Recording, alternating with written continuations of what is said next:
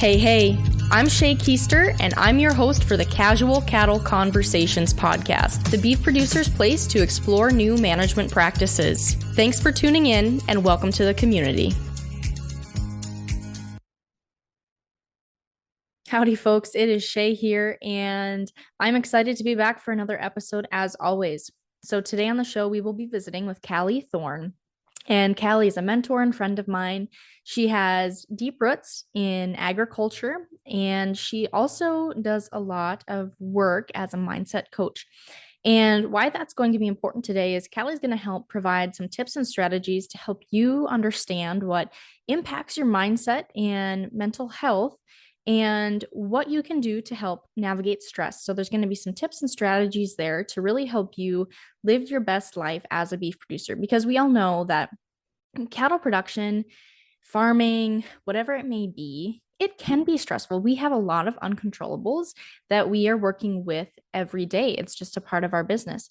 So that's why we're going to come to you today and offer some tips and strategies and talk through that so that you can enjoy what you do, because that's what we want.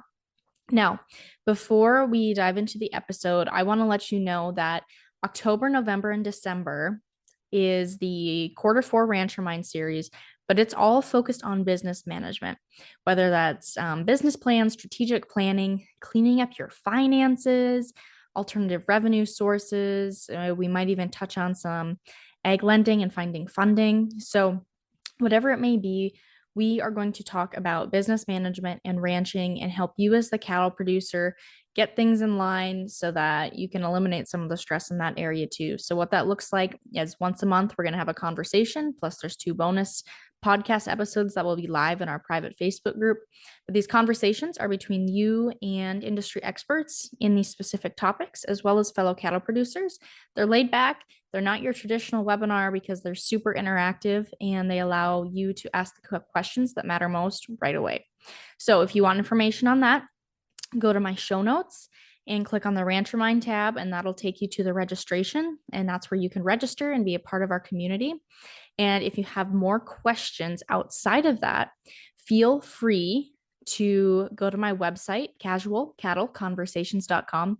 And from there, there's the contact us page, and you just hit contact us. That goes straight to my email. You type in that you're interested about the Rancher Mind events. Feel free to ask me any questions. And if need be, I'd even gladly hop on a phone call with you. So with that, be sure to register there. I'll see you in the membership because I know you want to do it. And let's chat with Calli. There are lots of nutrition tubs out there, but none can match the True Blue commitment of Vitalix. Our tubs offer you the most concentrated nutrition at the lowest cost per day. That means more profit for your operation and improved performance for your cow herd. In fact, research shows Vitalix tubs increase feed efficiency by 20%, while boosting conception rates, herd health, and weaning weights. Learn more at Vitalix.com. Vitalix, the True Blue Tub.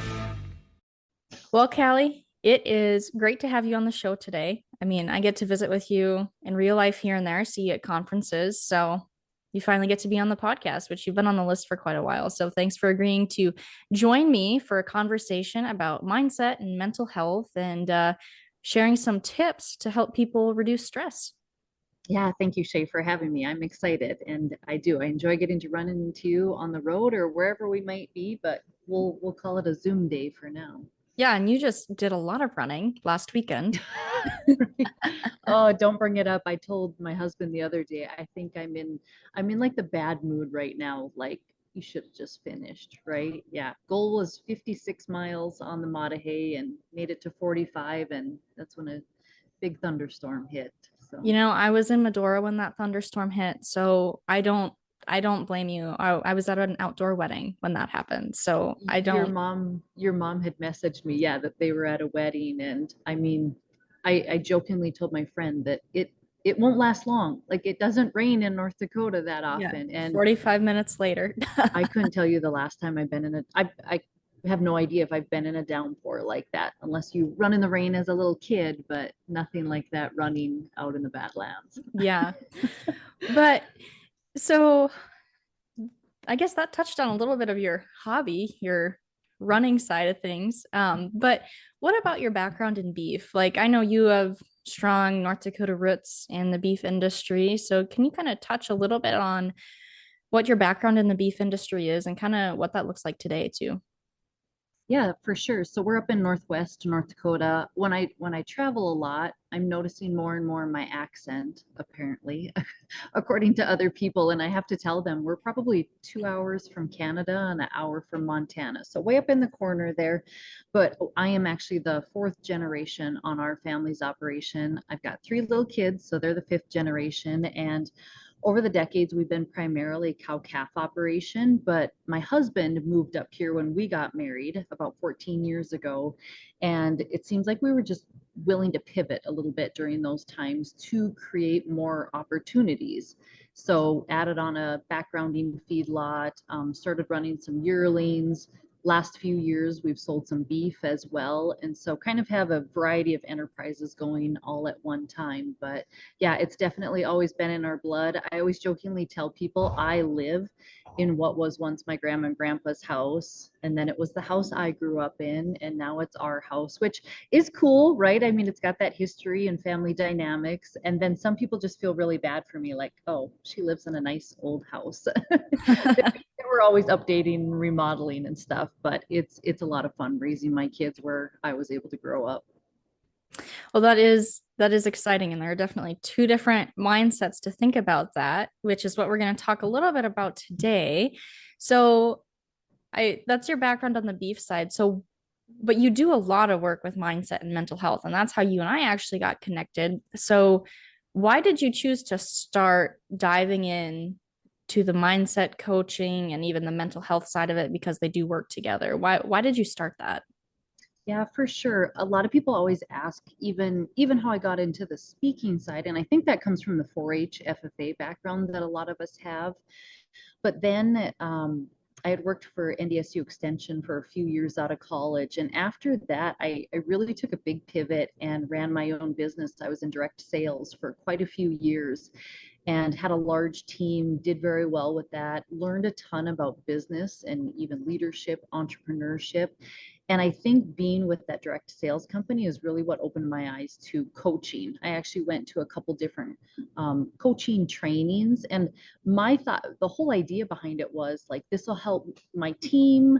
I'll make a difference. I'll be able to get them, help them with their businesses and stuff. But it impacted me even more than I ever thought it would when it came down to running my own business, my own mindset, my connections with my family and friends. And so it came back from that training thinking, oh, this is going to make a difference for my team. But in my brain, it was so life changing for me that I thought more people need to understand this and how our brains work. And then the mental health, the leadership, I feel like it all just kind of tied in together from there. So it was probably about almost 5 years ago now that I joined the John Maxwell leadership team, where I have the opportunity to do a lot of the kind of the speaking, training, coaching, and receive some more specific training on coaching. And like you said, that's how we met, whether it's group coaching with people or one-on-one or running them through courses and stuff. There's just a lot of unique opportunities. And I just think it is life changing. I mean, I told that to somebody the other day,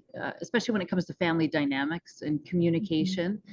It's like everybody wants to figure that stuff out, which we have to. It's important to know, like, what's the next generation going to look like? Who's going to take over the legacy? But if we aren't willing to communicate and have those conversations, like that's step number one. And even before that, it's what's our mindset? Are we willing to have conversations with each other? Are we willing to see different perspectives? And there's just so much that ties into it, I think, and it's a game changer. So, how has, this mindset work you've done, in your own life impacted how you interact on your family's operation? You'll laugh. Somebody asked me one time at a conference, they're like, so does your family all get along perfectly and everything? Because you do these trainings and stuff. And I laughed and I said, no. I think the thing that has made the biggest difference is an openness to seeing different perspectives or ideas. I'll often give the example, like when we started selling beef in 2020, kids were getting kicked out of school at that time, and I was having to homeschool. A lot of my work was getting erased off my calendar. And I remember one night my husband said to me, he's like, I think we should start selling beef, because there was no meat in the grocery stores, packers weren't processing, feedlots were getting backed up. I mean, everything was just aligning. Mm. It was almost like that perfect storm. And I remember I just looked at him and was like, what? No, we're not going to start selling beef. But then within a couple of weeks, we had all the paperwork in to have a retail license. And I mean, that year from April to December, we butchered, well, not us, but at a processing plant, over 150 animals and worked with over 200 families. So right there is one of those prime examples of mindset, right? I could have the thought of, nope, we don't know what is happening in the world. It's crazy. I'm going to be fearful and scared. And Shay, enough how I do coaching. If that's my thoughts that I'm believing, I'm not going to feel excited. I'm not going to look for opportunities versus that other voice saying, but what if? What if there's something out here that most people are missing? What if there's an opportunity? Instead of always seeing it as a risk, what if it's actually an opportunity? And the same thing has happened to us in drought situations, where there's a drought. We can't control that. And so we think, woe is me, I'm going to have to sell off. This could be the end of the fifth generation or whatever, right? You could have all those thoughts, but then there are always other thoughts, is what I tell people. So what are those other ones? Well, same thing. There's got to be an opportunity in this drought. How can we pivot our enterprises so that something does work? When everybody else is talking about what's bad, how everything is wrong, how we're all suffering, what if I look at it differently? Like, well, I mean, yeah, it sucks. That's the reality. There's hardships, a lot of hardships in agriculture. But I'm not willing to live that way. I can't live every day in the heart and thinking everything is going wrong and it might not work out. Like it's just not how I approach my businesses. And when you come from it at a different angle, I think it changes your mood. It changes your connections. It changes relationships. It impacts finances, your business, and everything. I also think when you have that energy impacts the people you're around too in a positive way. Like if you're carrying a positive energy, it will slowly shift into other people as well, whether they realize it or not. And the same thing can happen to you if they have a negative energy, if you're not cognizant of it either. But I do think it is a very powerful thing when we are cognizant of our own mindset and, like you said, thoughts. Exactly. You walk into work cattle or you walk into the shop and somebody has one attitude versus another, right? It can kind of set the pace for the day. Yeah, I do have to say, like that, like when I came home to the ranch, I was like, okay, those one of those first spring cattle working days was coming up. And I was like, before I left my house, I was like, this will be a good day. This will be a success. Like I was not like, because normally I'd be like, oh, it's going to be a shit show, right? That's the first thought that comes to my mind. But I changed that, and you know what? There was a lot less yelling that day. There was, if anything, because at least I wasn't reacting when stuff went wrong. It's not like it was a perfect Exactly. day, but even when one person controls how they're going to react, it makes a big difference. And I think that's the hard part that people don't understand. You've done enough work with me too, where it's like, and I'm still working, it's always a process, right?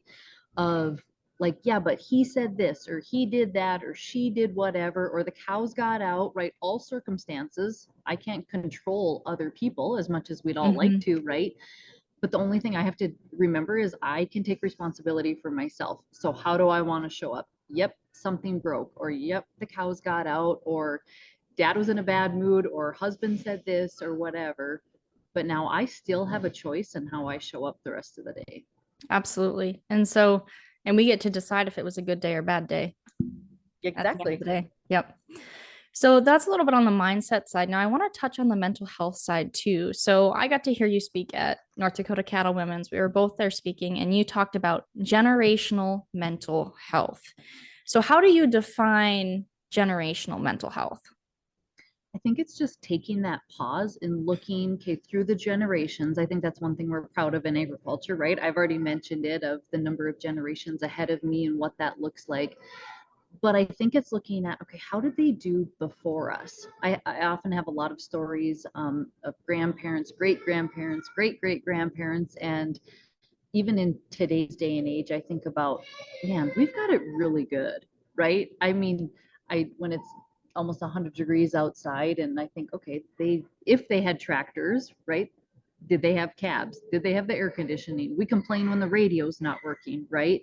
And so just I think sometimes taking that pause and looking at through the generations, what does mental health look like? But the big focus has to be now. How are we handling our mental health in this generation? Because as much as it's easy to compare and say, well, I shouldn't complain. Look how good we have it. Look at the equipment we have. Look at how things have changed, how they've modernized.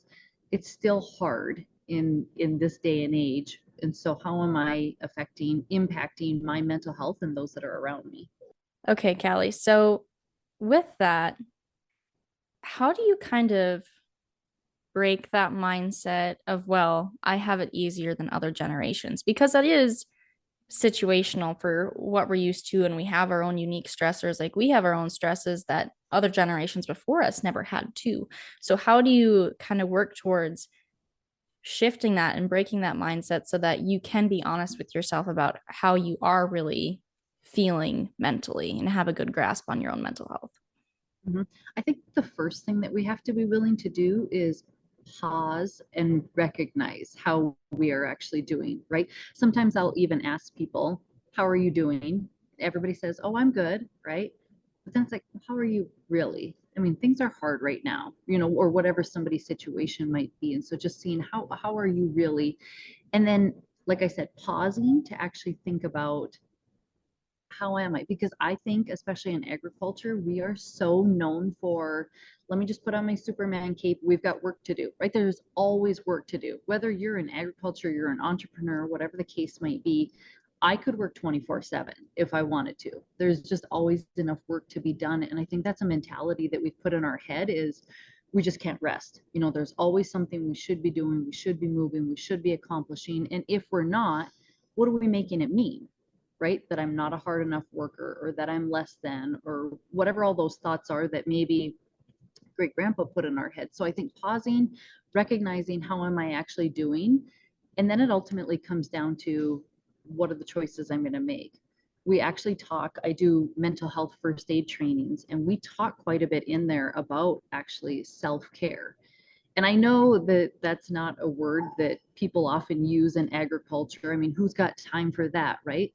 But when you look at the numbers in agriculture, I think it's something that we need to take a little bit more seriously because you have the choice to take care of yourself and to take a break when you need it or to seek help or to have a conversation or whatever those things look like to you instead of having this belief in our mind that nope, we have to work 24/7. That's how my dad did it. And we equate like more work is going to equal more money, right? Or that there's going to be a payout in the end if I just put in a little more time and effort. But I think sometimes we need to figure out a way to work smarter, not harder. And there are a lot of options to be able to do that in agriculture. Well, and we connect our self-worth to our work. Yes. Mm-hmm. It's like, even if everything goes bad, at least if I worked as long as I could work, it was a good day. And that's not true. Mm-hmm. Mm-hmm. Yeah, that's so spot on that. Well, I actually had a friend say that to me one time where we were just talking about defining a successful day, right? And for me, it's like, well, maybe I jumped on a podcast, I coached a couple clients, I launched a new course, I went for a run. I mean, all these things, right? That to me might mean successful. And she's like, oh, I had a great day too. I got a massage and a pedicure and had coffee with a friend. And like it was eye opening to me that I could deem that a successful day if I Mm-hmm. wanted to too, but I didn't see it as work. I didn't define it as work. And so then I wasn't successful. So it's all mindset. It's all those thoughts. What am I choosing to believe? And so much of that, like I said, goes back to that generational. What did mom say that has now I've believed it for so long?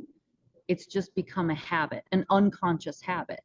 And I think that's where a lot of people ask, like, well, how do we change it though? How do we begin down this different path? Or I can't change who I am. And but you can, but it takes time. Like it takes practice. It takes that noticing, slowing down, being consciously aware of oh, there's that thought again where I thought this is what we had to do. This is how we have to market our cattle because it's how we've always done it. Or wait, this is how dad is always set up on branding day. And so that is how we have to do it. But I think the biggest thing that has helped me is just there are choices in that every day, and that whole pausing and recognizing and checking it can make a huge difference. Hey folks, you are working to preserve the ground for the next generation. Shouldn't your cow herd be built for the future too? Neogen is the industry leader in beef cattle DNA testing. They built the first DNA test for commercial cattle and continue to make advancements every day. Igenity Beef is a DNA technology that will help you select the most desirable females based on their true genetic potential with 17 traits, 3 custom indexes, and parentage. Watch Igenity Beef catapult your genetic selections by assisting in selecting only the females that meet your operation's genetic goals. Use code RADIO to get 20% off your next Igenity Beef order. Learn more about how Igenity Beef can aid you in selection, management, and marketing opportunities of each calf crop and your herd. Go to neogen.com or call 877-443-6489. And that code and website are also in the show notes. So before we dive into kind of some more tips and strategies for when we are feeling anxious or stressed or anything like that, I want you made a comment about when you look at the numbers in ag. What are some of those numbers in ag when it comes to mental health? What are we seeing on surveys and however they're measuring this? What are we seeing from that standpoint? Agriculture is actually has one of the highest rates when it comes to mental health issues, especially when it comes to suicide. And we have for a very long time, actually. That's what the statistics have shown for years and stuff. And so sometimes when I'm doing classes or trainings or even speaking, I'll have people ask, like, why do we think it's so high in agriculture? And everybody can guess, right? A lot of it has to do with finances is one of the number one things why it is so hard in agriculture, just for many to make the finances float, and it's getting trickier, right? Also, it's those uncontrollables, those things that we aren't able to control. In other words, we can't control the markets, we can't control the weather, and so a lot of those things are often unstable and we can't control them. And so things like that, often too, it can just be family dynamics, right? Just the added stressor of who's going to take this over, or the question that people will sometimes ask too of like, I don't want to be the generation to lose the operation, right? We're 6th, we're 8th, we're 10th generation, and what if I make the wrong decision and I'm the one that causes us to collapse? I mean, just that added stress is heartbreaking. And I think when people actually pause and think, it is truly incredible what people in agriculture do who run ag businesses. I mean, just the schooling, maybe they went to school, maybe they didn't, but the number of things from livestock husbandry to maybe they're farming, maybe they're trying to run the books, the finances, the communication. I mean, they're the HRs, they're the CEOs, they're the financial operators, and we take that all on when we're in agriculture and try to run all of those roles. You look at other businesses, that's not how they're done, right? They hire somebody for each of those positions with their knowledge, and a lot of times in agriculture on a farm or ranch, we're trying to do all of those things as one person. And we might outsource some of it, but yeah, there are times where you just have to be able to do little bits and pieces, whether it's rewiring a tank or building fence, doing something with your hands or treating sick animals or whatever it may be. You're literally bouncing around to I I tried to count at one time how many different trades it would be. I have a post on it, but it Well, was yeah, a like lot. you just listed, right? Like I'm the electrician, I'm the veterinarian, and then if you have kids or if you're married, or I mean, there's Yep. so many things that play into it, the roles on just a single day on an operation. Which can make it fun and exciting too, but it's a lot. Mm-hmm, mm-hmm. And we put a lot of that pressure on ourselves to be able to do all that too. Mm-hmm, exactly. So yes, asking for help. I often tell people it's kind of like a running joke that people, I think, think I probably do the book work for our operation, right? Because I'm the female and that's what a lot of females do. And I don't touch our numbers because I don't enjoy it. I don't like to sit at a desk. And so it's just one of those many things that can be life changing when you're willing to hire it out or figure it out or swap work or trade work to find somebody who enjoys that and can do it for you. Yeah, absolutely. So when we look at different ways to, you mentioned like to pause with ourselves regularly and just check in and be honest, how am I really doing, whether it's good or bad, but just be honest and recognize that. So if we are feeling moments of stress, anxiety, overwhelm, uncertainty, whatever it may be, whatever that thought is that's driving that, how can we take action, or what are some tips or strategies to work through shifting that thought so that we can move forward? Because sometimes when those negative thoughts enter our brain, it's almost like we just sit there and spin. At least that's how I feel sometimes, and then they don't go anywhere. Mm-hmm. So, Exactly. It's that whole pausing, right? Because you recognize it. A lot of times it's because of a feeling, like something feels uncomfortable, or I'm feeling stressed, or I'm feeling overwhelmed. And so I think we have to actually see, where is the thought coming from? Because we don't just have feelings, they're coming from some sort of thought. And I think that's sometimes the hard thing to recognize, right? Do I think that this is going to go wrong today, or right, what's the whole mhm, thing that is leading to this feeling? And then you have to check and see, like, okay, is there something I can change? Do I need to leave a situation, depending on how serious it is at that time?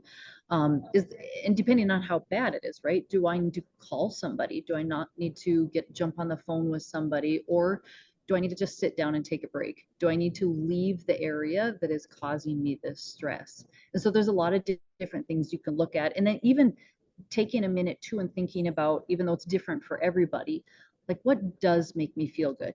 For some people, it's just counting to four, taking some deep breaths. I mean, I am I'm like run and gun, like to rock and roll. And so sometimes when people are like, just do this box breathing, right? Like count to mhm. four, breathe in and breathe out. And I'm like, okay, can we breathe a little bit faster? Um, but it does, it makes a difference if you can take a few minutes just to meditate and recognize, because it's calming your whole nervous system down. Oftentimes what is happening is that cortisol is rising. It's causing that stress, and we can feel that within our body. Versus, what do we want? We want those endorphins, those feel good feelings. And I often laugh with people because everybody gets their endorphins in different ways. I might go run and I'm going to feel so good. If that's what I need to do for some self care, take care of myself, go run a couple miles. Somebody else, that's going to cause a lot more stress or do more harm to go run a couple miles. So they have to know, what is it for them. And I think if you were to ask a lot of farmers and ranchers, I don't know how quick they would be to have an answer. What do you do for fun? When you are not working on the farm and ranch, what's your hobbies? What do you enjoy doing? Hopefully they would have an answer. I don't know. Do they pause and do they read? Do they go to the lake? Do they play with grandkids? Do they garden? What does that self-care look like for them as individuals? Do they know? I think a lot of social media responses I get on that is, oh, I go check cows, just go watch them in the pasture, which Mhm, is relaxing. But, you mhm, know, what happens if you retire and can't do that someday, too? It's just, you should have, I think it's important for all of us to have something outside of ag directly to do, even if it just means visiting with friends, calling someone on the phone, whatever it may be. mhm. Well, like you said, it's sometimes how we label ourselves. Like, it's our everything. So I have to ask myself, even if my business was gone tomorrow, or if our ranching operation was gone tomorrow, who would I be? Like, what would I love? What am I passionate about? Like, who am I still? Absolutely. So, these were great tips for what we can do for ourselves when we recognize it in ourselves. And, that comes first. But what about if we're recognizing a family member, a friend, someone else in the community who looks like they're having a hard time? How can we kind of approach those conversations, talk about it, and check in with them? Good question. And I actually share this a lot of times. I've got a couple stories, unfortunately, of when I've done mental health first aid trainings. And one time I did, I ran into a friend who told me she was not doing well. And this was before I'd had any training. And I had no idea what to say to her because I had no idea that she was struggling. Very involved in the community, very active, just had a lot going for her, or so you thought, right? And so it's always that don't judge a book by its cover, and Mhm. don't ever be afraid to ask people, like, how are you really though? I know that you know, lost somebody not long ago, or I know the drought is impacting you, or whatever the case might be. I just think we need to check in on people more often. And so I learned a few months later that that person had attempted suicide. And luckily they're still alive today. But I think that was a changing moment for me when it's like, I had done nothing in that situation. You know, I didn't even follow up with them to see, hey, you said you weren't doing okay. Is there anything I can do for you? Because what? We have work to do, right? Get back to our busy lives and we do our things. And it's almost like the elephant in the room. Like, you want to just believe that everybody's fine. Well, they'll be fine. I'm sure they're getting it figured out, right? And similarly, it happened one time in a grocery store. I was in a hurry, of course, like jogging across the parking lot because I had to go get Lainey from daycare in time and just wanted to get my groceries. And if you're like anybody else in a small town grocery store, you run into everybody there. And I saw a neighbor buy the fruit, and I was like, oh shoot, I got to get fruit, right? And I said to her, I said, hey Karen, how are you doing? And Karen is usually very bubbly and fun and outgoing. And that day she just kind of put her head down and she said, well, we're doing okay. And I thought, it made me pause because I had had this training. I learned more about mental health and recognizing it in other people instead of just being like, okay, good. Karen says she's okay, right? Because that's what everybody does. Everybody says they're okay, and a majority aren't. And I remember pausing for just a few seconds, and then I remembered her sister had passed away just a few days prior.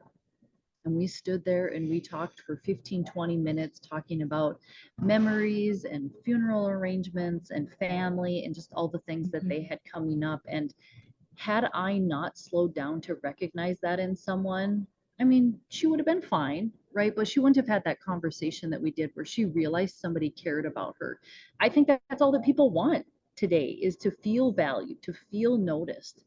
And I always repeat this. It's from John Maxwell, and he said this at one of his conferences that I was able to attend. And he said, walk slowly through the crowds.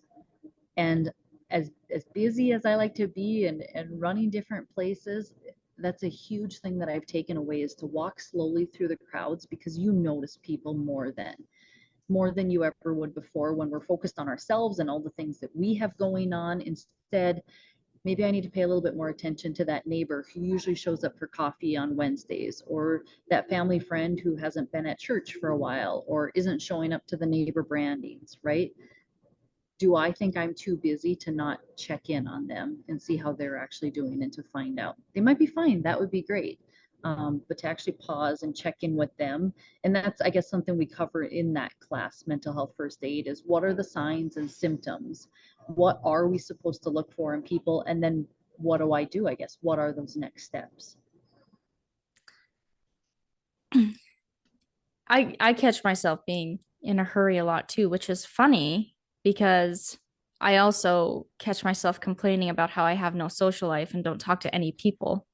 But then I hurry through the grocery store. I hurry when I'm picking up a part. It's just this constant, ending. There's a short podcast series and it's called, was it like End Hurry and Hustle or something like that? Or it's about ending that and how much different it actually changes your life, which is interesting because I Ooh, think I'm just bred to hurry, but somebody recently, and now I'm not going to remember if, yeah, it was on Instagram stories or if a friend told me this, but they one day decided to take all their bills and go pay them in person, like at the different dealerships, and stop at the bank and stuff, instead of like throwing them in the mailbox, right? They like made it a point to stop in and visit with all the places that they do business. And I thought, it's a thought.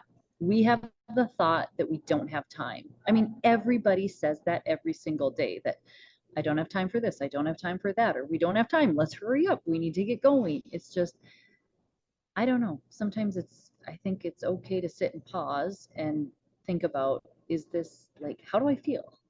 Right? Do I feel okay Mhm. with this about all the things I'm saying yes to, what we're showing up to, or what needs to pivot and change? And I don't think we're always willing to ask those questions because we have work to do. We think it's not worth our time to slow down and ask some of those hard questions or have some of those hard conversations. I think our sense of time is a little warped too Mhm.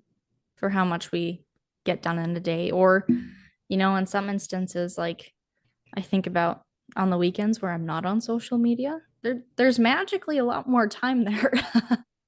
Or when your phone tells you like your screen time went up or down and like the Yeah. number of hours it shows you. I'm like, if anybody sees this, I will be mortified. So, Yeah, absolutely. But do you have anything else you kind of want to share, whether it's a tip or strategy to help people, get their mindset or thoughts under control, or anything else about the mental health side of things before we wrap up today? oh, that's a good question. I think it's, if people ever have the opportunity to take any sort of trainings or courses or work with a coach or something, I think it can be game changing because it's so eye opening. It's easy to hear some of these things, right? And think, oh yeah, I need to work Mhm. on that. But then we just go back to work and we forget about it. But really recognizing what our thoughts are, even taking a peek at our habits, right? What's going good in life right now? And then asking yourself, like, why is it though? Like, why does that area seem to be working and clicking and functioning? And these people are getting along. And then maybe find this other area in your life where it just always seems to be a struggle, or there's always a little bit of a barrier, or the conversations and relationships aren't quite where we want them to be. So what is it? Like, what are the thoughts that are probably driving that? And it goes back to, okay, I can't change them. There's things that I can't change. I can't control those markets or the weather or whatever. But what are some of those things that if I really paused, took some notes, wrote some things down, Mhm.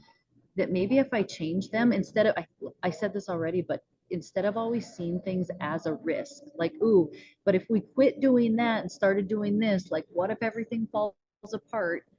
What if you just had a different perspective? Like, what if this is the opportunity over here that has just been waiting for you in the back of your head, right? But we haven't been willing to try it because, well, we've never done it before, or it seems like it might not work out. And there's pros and cons, right? Make those lists, the pros and cons to trying different things. So, I have an online course that I'm launching soon. And so a lot of that will has to do with, okay, how do I find, instead of finding balance in my life, right? Things aren't going to be equal. There's weeks that I'm gone and there's weeks that I'm at home. And so how do I find harmony? Like, how do I feel good about what my life looks like versus comparing it to the neighbors? And I think too often that happens thanks to social media, right? Mhm. That's one of the pros and cons. But I always tell people, if you're going to compare, compare in a way that helps you. If I'm going to compare and bring myself down because I am looking at all of the great things she's doing and I'm looking at where I'm maybe struggling, that's the worst thing we could do versus, man, she's doing this. Maybe I could do this, or I could try this, use it in a good way. And so looking at what are those things that maybe I'm not enjoying in life. Maybe I'm on too many boards. Maybe I volunteer for too many things. Maybe I have too many enterprises. Like, what fills your cup? And you can't look at somebody else's cup to figure out what fills your own cup.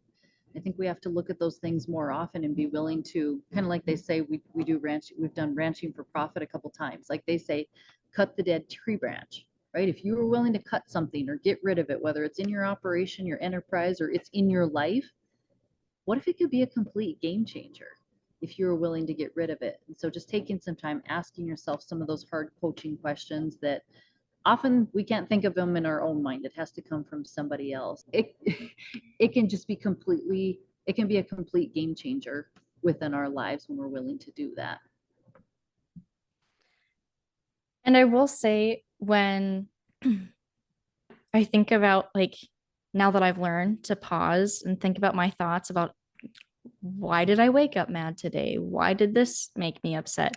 I don't know how many times it's actually been because I was assuming something about how other people were going to act, were acting, what they were thinking, and it just, all I had to do was actually have a conversation about it, and it was resolved. Like, a lot of it was in my own head too. So, And I'm so glad you said that because Shay, I got an email this morning that I'm kind of like, what? Wait, why is that happening? Right? Jumping to conclusions. And we do this all the time in our businesses or in agriculture, or especially if we're working with family and employees. And it's like, wait a second. And it's like, really, wait a second. Maybe I just need to ask them, can I get some clarification on this email? Or can you explain why we're doing it this way or why you chose that? And then I still have a choice in how I want that conversation to continue, right? It doesn't have to be, well, why would you do it that way? It can be, okay, so here's another thought. Did you think about doing it, right? The two yep. different perspectives. There's always going to be different thoughts and ideas. And for that, we should be thankful on our operations, right? If it's just me, that's one thought, that's one idea. But when we can truly work as a team and be willing to have conversations with each other and know, right, having that thought that, hey, more heads are better than one. We're going to, if I hear from all five of us, we're going to be able to maybe combine ideas, or she's probably got an idea that never crossed my mind for how we do something different this year. Absolutely. Well, Calli, thanks for taking time out of your day to visit with me and share these tips with my audience for how they can improve their mindset and mental health and relationships on their family operations.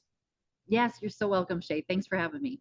And that's a wrap on that one, folks. Thank you for tuning in today and joining in on the conversation. Be sure to take this a step further and take the advice you learned and implement it on your operation. If you want to have a conversation about it, head over to my social media and send me a DM by following @Cattle Convos and connecting with me there. Have a great day.